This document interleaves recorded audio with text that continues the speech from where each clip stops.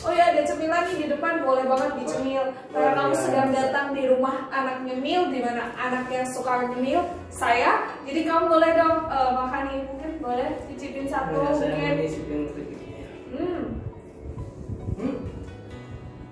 Cocok mah. Enak ya? Enak.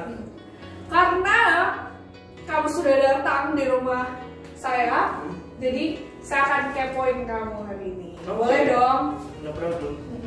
Mungkin boleh perkenalkan diri kamu, mungkin aku lupa atau teman-teman lupa, mungkin boleh kamu perkenalkan diri kamu, usia, dan mungkin saat ini sedang studi atau sedang bekerja. Perkenalkan, nama saya Jumat Wicara Mantoro. Kebetulan tahun ini saya menginjak di usia 21 tahun dan saya saat ini tidak melanjutkan sekolah yang lebih tinggi atau kuliah.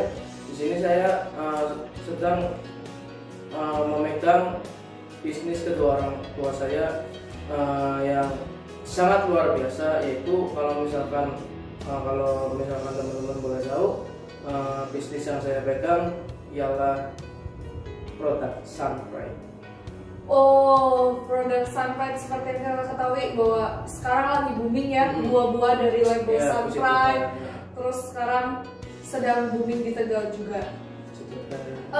Tadi yang seperti saya dengar sebelumnya bahwa kamu cuma lulusan SMK kan? Itu keinginan kamu sendiri untuk hanya sekolah di SMK atau kamu sebenarnya ingin ke jenjang lebih tinggi? Oh, jujur,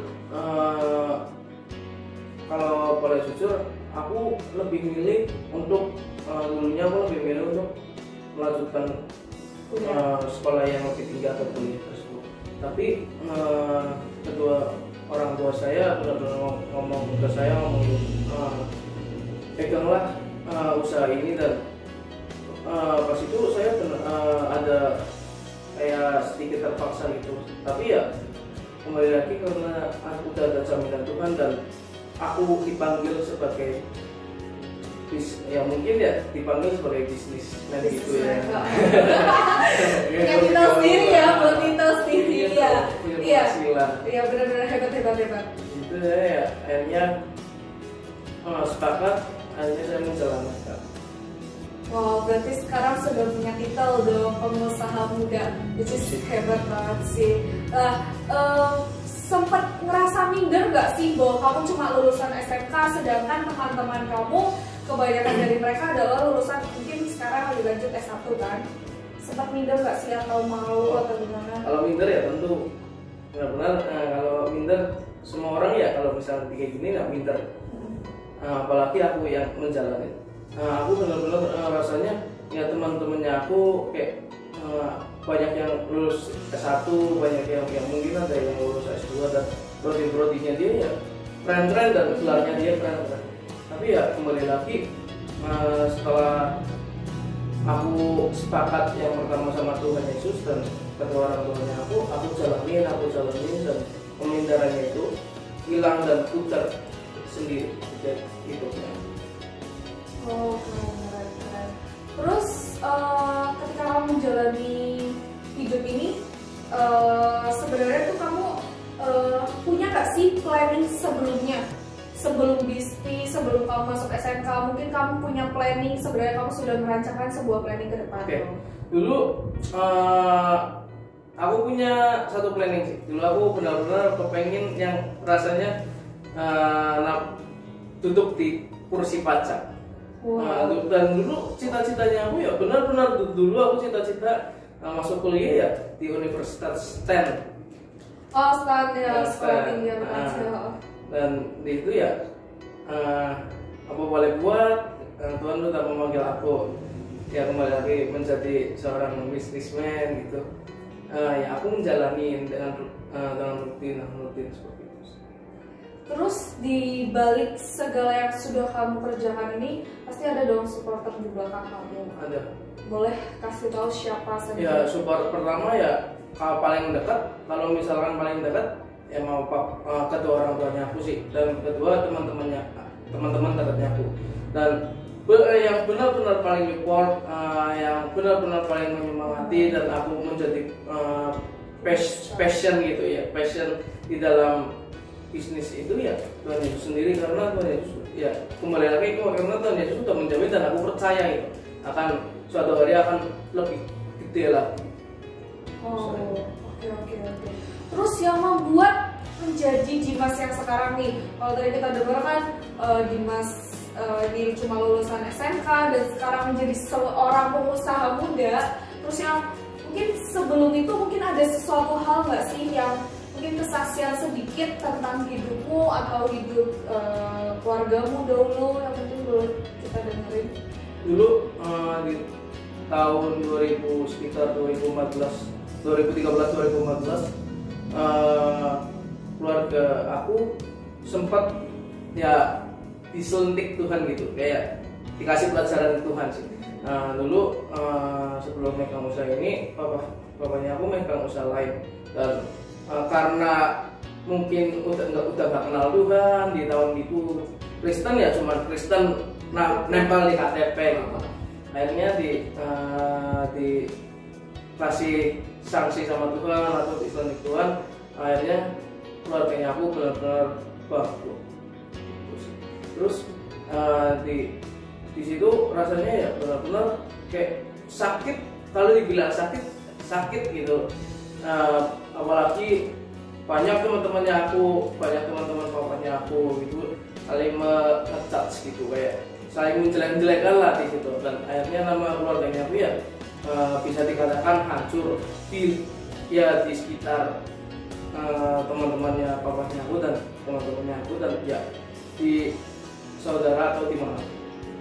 Dan akhirnya di situ nggak tahu sih itu di tanggal berapa aku lupa, di malam hari papanya aku lagi tutup dan aku lagi tutup, dan kebetulan di situ juga ada mamahnya aku, jadi bertiga. Aku di situ benar-benar ngomong terus terang, karena ya sebagai anak ya rasanya gemes sendiri gitu loh. Ya gemesnya gemes jengkel gitu.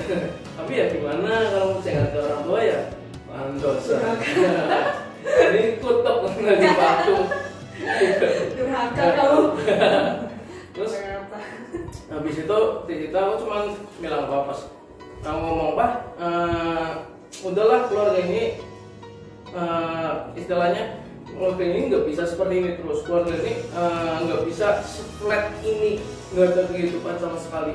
Bahkan kayak setiap hari ini ya cuma makan tidur nonton TV, dan benar-benar flat sama sekali. Dan suatu ketika aku bilang ke papa, Pak, ayo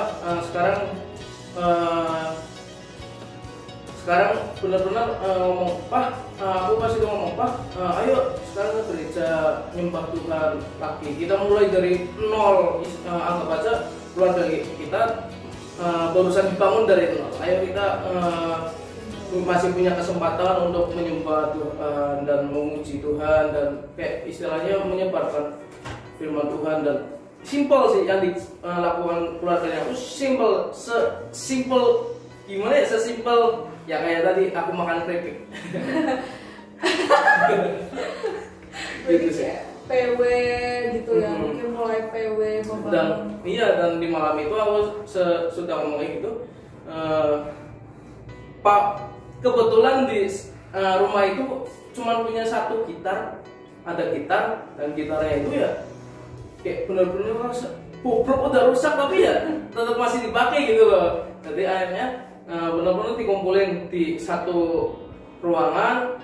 Di situ keluarganya aku benar-benar sepakat, ya pokoknya ya udah sepakat, kita mulai dari nol lagi, kita bangun dari nol, dan kita harus rajin-rajin ke gereja dan menyembah Tuhan.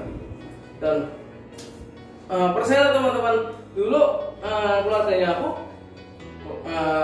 khususnya papa dan aku, gak ngerti dan gak kenal yang namanya lagu-lagu rohani, bahkan kayak lagu yang udah lama aja kayak nggak hafal sama sekali. Akhirnya suatu ketika kita membuka YouTube, dan akhirnya kita menemukan lagu itu sih, lagu yang sangat mengena, yang sangat memberi pelajaran ke keluarganya aku ya. lagunya Bencanamu. Dan suatu ketika ada kita jalanin terus penyembahan, dengerin firman dan lain-lain. Ada teman papanya aku datang ke rumah dan dia tiba-tiba banget, dan di situ kondisi kita ya masih nggak punya uang, bahkan buat makan aja nggak punya. Dan kayak percaya nggak, dulu pas aku di dalam benar-benar sekredisnya, aku 1 minggu itu bahkan buat makan aja dijadwal, kayak 1 minggu makan nasi sama pupuk, minggu kedua makan nasi sama tempe, ketiga ya bisa jadi nasi putih dicampur kecap doang. Makanya kenapa kalau aku dikasih makanan segitu aku makan gitu, karena ya itu mengenang ya gitulah. Terus suatu ketika teman papaku datang dan tiba-tiba banget, nggak ada angin, nggak ada hujan, teman papaku itu menawarkan sebuah usaha yang benar-benar luar biasa. Dan di situ teman papaku ngomong, istilahnya mau ngajak bisnis bareng gitu loh, mengajak ini kamu mau nggak megang ya yang tadi aku bilang, pisang, memegang buah pisang sampret gitu. Bapaknya aku cerita dan bapakku jujur, bapakku kalau misalkan buat usaha lagi ya udah nggak ada apa-apa, dan modal pun bisa modal deh buat makan aja nggak bisa, apalagi buat modal. Terus habis itu teman bapakku benar-benar ngomong, enak sekali ngomong bapakku, intinya bapak mau nggak soal modal urusan belakang. Akhirnya papaku dan keluarganya aku mikir akhirnya iya gitu. Dan setelah itu benar-benar teman-teman benar-benar pertama kali menjalani usaha itu, keluarganya aku nggak ada modal sama sekali, modal dipinjemin dari perusahaan. Dan benar di situ aku sangat mengucap syukur sih, kalau enggak karena Tuhan Yesus ya siapa lagi gitu. Tuh, terus akhirnya kita jalanin. Pertama ya kita dikasih 5 box itu aja, dari pagi, dari jam 7 sampai malam itu urusan habis. Dan ketika ya tetap kita istilahnya ya udah sepakat dari awal, kita harus ada yang namanya nabur, kita harus pelayanan, kita harus benar-benar rajin mendengarkan firman Tuhan dan menyembah, dan istilahnya ya kita semua yang kita miliki udah diserahin ke Tuhan gitu. Dan akhirnya tiba-tiba dari 5 tersebut menjadi 10, dan 10 menjadi 20, kayak kali lipat. Dan kayak kiriman sekarang bisa udah menjadi 150, kadang 200 gitu. Dan itu ya kembali lagi ya karena mujizat Tuhan sih, dan Tuhan masih menjamin keluarga saya, dan Tuhan itu masih mengampuni keluarga aku. Kalau misalkan dari awal aku nggak ngomong ke papa aku seperti itu ya nggak mungkin. Yes, mungkin kita apa yang akan terjadi kan saat ini juga. Ya. Mungkin boleh minum dulu mungkin, iya. Kita boleh cheers, Okay. biar kerongkongan nggak kering-kering amat. Iya. Terus, oh iya masih minum ternyata, teman-teman, maaf ya. Ya, udah selesai Bu, Bapak. Oke, tadi ceritanya keren banget sih, sangat membangun. Terus mungkin sekarang kita kan sudah mengenal Dimas sebagai seorang pengusaha muda, dan sebelumnya itu yang pasti kamu melewati fase yang namanya berjalan bersama Tuhan dong. Menurut pandanganmu berjalan bersama Tuhan itu seperti apa? Berjalan dengan Tuhan ya, pertama kita benar-benar harus minta jaminan dulu sih sama Tuhan. Kita nggak bisa kayak misalkan aku mau ke gereja, aku lagi cuma semangat mau ke gereja, terus minggu depannya loyo. Banyak anak muda sekarang seperti itu, apalagi banyak anak muda yang ke gereja ya asal-asalan ke gereja, main HP, terus main game gitu, dan keluar dari gereja udah kayak kembali dirinya dia sendiri. Dan kalau aku yang menetap ini ya bukan kayak gitu. Kalau misalnya aku udah sepakat dari awal, aku akan menjalani tersebut, walaupun ya aku tahu lah, dan aku menyadari, dan aku istilahnya apa ya itu namanya, istilahnya aku mengaku aku males, aku bosen, tapi ya kembali lagi aku memaksa sih, aku memaksa. Dan aku kalau misalkan aku lagi malas yang ini, aku pasti ingat, oh ya Tuhan yang udah membangkitkan keluarganya aku nggak boleh kayak gini. Jadi ya percaya teman-teman, ikut Tuhan itu sangat asik, apalagi berjalan dengan Tuhan gitu loh teman-teman. Dan ya seperti itulah, nggak bisa dibicarakan secara kata-kata itu. Tapi ya kembali lagi, kalau kalau teman-teman mau merasakan, ya teman-teman harus melakukan itu teman-teman, dan percayalah nggak akan rugi kok Tuhan. Yes, puji Tuhan, yes, amin. Terus mungkin sekarang punya planning nggak sih ke depan, atau apa gitu mungkin untuk kedepannya, mungkin ada hal yang ingin kamu lakukan, planning ke depan? Ya kalau planning ke depan sih pasti, planning ke depan ya aku akan mengembangkan bisnisnya aku lebih lagi gitu. Dan aku akan mencoba dari cuma satu produk, mungkin ya aku akan ini lagi mau mencoba sih, aku akan memperluas usahanya aku, jadi nggak cuma pisang samprai doang, tapi ya aku ingin main kayak nyoba-nyoba kayak buah impor gitu. Terus kalau di dalam pelayanannya mungkin ada planning nggak untuk ke depan, mungkin resolusi ke depan untuk pelayanannya? Ya, kalau pelayanan ya masih tetap pelayanan. Planningnya aku jujur, kalau misalkan ada lagi kayak pelayanan ke pulau-pulau, aku pasti ikut. Dan di pelayanan tersebut, apalagi di pelayanan keluar dari itu sangat menyeret daging sih. Jadi kita benar-benar keluar, yang namanya keluar dari zona nyaman, kita benar-benar keluar dari yang keminderan kita.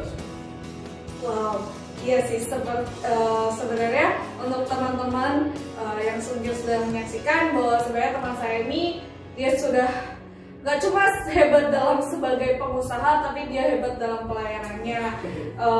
Tuhan pakai anak ini sungguh sangat luar biasa, bahkan dia sudah pelayanan, sudah ke pulau-pulau, dan saya percaya mungkin planning ke depannya akan terjadi. Yes, bangsa-bangsa, amin, pulau-pulau juga cal ya. Oke, siap.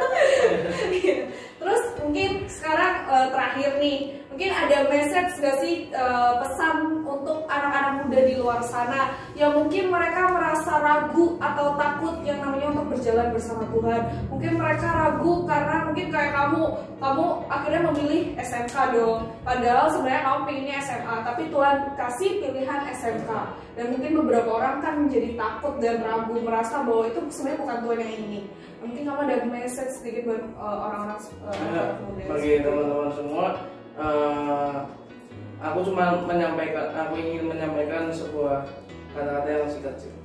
Istilah jadi diri kamu sendiri. Kalau misalkan Tuhan sudah menyuruh, ya kamu lakuin. Jangan istilahnya jangan menggal gitu, jangan ngeyel gitu. Karena ya kalau misalkan Tuhan ingin kamu seperti itu, ya pasti Tuhan akan menjamin gitu. Dan pertama ya kuncinya kalahkan kegengsianmu pertama, dan kedua ya kalahkan keminderanmu gitu. Karena gengsi itu buat apa dan minder itu buat apa gitu. Kalau misalnya Tuhan udah menjamin, ya udahlah jalan yang mengalir aja gitu. Dan ya kembali lagi ya Tuhan akan mengasih jalan untuk kita gitu sih. Jadi ya percayalah, jangan minder, jangan gengsi. Apalagi kayak di tahun-tahun ini banyak yang barusan lulus, percaya doa dulu sebelum melanjutkan kuliah. Doa dulu, minta sama Tuhan mau mintanya kalian mau disuruh kuliah lagi atau tidak, itu benar-benar doa dulu. Dan misalkan udah dijawab, kalau misalkan kalian pengen dan disuruh ngelanjutin kuliah, lanjutinlah kuliah. Kalau misalkan benar-benar stop, kalian harus istilahnya bekerja pelayanan, ya kalian ambil itu.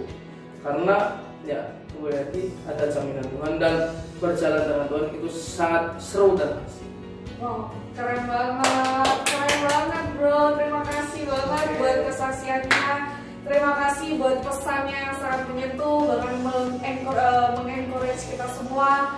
Dan aku sendiri belajar sih bahwa sebenarnya berjalan dengan Tuhan itu emang yang namanya ngeri-ngeri sedap gitu loh. Kita kan nggak ngerti ke depannya seperti apa, bahwa cuma lulusan SMK ternyata dia bisa menjadi seorang pengusaha muda yang cukup sukses, bahkan namanya sudah mulai terkenal di kota kami, dan itu semoga akan menjadi lebih besar dan berkembang. Dan itu aku cuma dikasih satu ayat sih ketua di 1 Korintus 2 ayat 9 itu doang sih. Dan di situ berkata, apa yang tidak kali mata dan tidak pernah didengar oleh telinga dan tidak pernah timbul di dalam hati, sebab ya seperti itulah. Enggak amal. Oke. Boleh ya seperti itu.